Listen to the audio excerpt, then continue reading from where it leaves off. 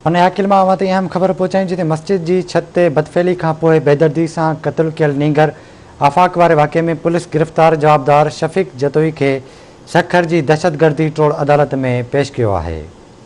Update कंदालू breaking news है तो पनियाकिल में मस्जिद की छत ते बदफेली का पोइ बेदर्दी से क़त्ल कयल नींगर आफ़ाक वाघो वारो वाक़ियो पुलिस गिरफ़्तार जवाबदार शफ़ीक जतोई के सखर की दहशतगर्दी टोड़ अदालत में पेश किया है। अदालत जवाबदार शफ़ीक जतोई के 14 ॾींहनि के रिमांड से पुलिस हवाले करे छॾियो है। अपडेट कंदालू ब्रेकिंग न्यूज़ है तो पनियाकिल में मस्जिद की छत ते बदफेली का पोइ बेदर्दी से क़त्ल कयल नींगर आफ़ाक वाघो वारे वाक़े में गिरफ़्तार जवाबदार शफ़ीक जतोई के सखर की दहशतगर्दी टोड़ अदालत में पेश किया वियो है। हवाले से राब्तो किया पनियाकिल में आवाज़ टीवी के रिपोर्टर अयास शेख साहब। जी अयास, कहिड़ा अपडेट्स आहिनि?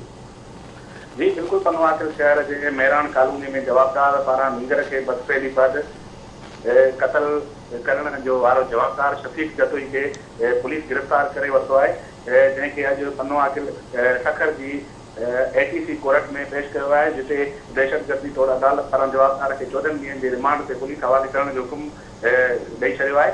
मां ॿुधाईंदो वञा त जवाबदार शफ़ीक जतोई 3 ॾींहं अॻु 14 वरनि जे नींगर आफ़ाक वाघो के मस्जिद अंदर बदफेली जो निशानो बणाए बेदर्दी सां क़त्ल कयो हो, जंहिंजो गुज़िरियल ॾींहुं पनवाकिल थाने ते 3 जवाबदारनि मथां केस दाख़िल कयो, जंहिंजो मुख्य जवाबदार शफ़ीक जतोई के पुलिस गुज़िरियल राति गिरफ़्तार करे वरितो, जंहिंखे अॼु सखर की दहशतगर्दी टोड़ अदालत में पेश कियो वियो आहे, जंहिंजो अदालत पारां 14 ॾींहनि जे रिमांड ते पनवाकिल पुलिस हवाले कियो वियो आहे। जी ठीक है अयाज, वरी मेहरबानी तफ़सील का आगाह करण लाइ।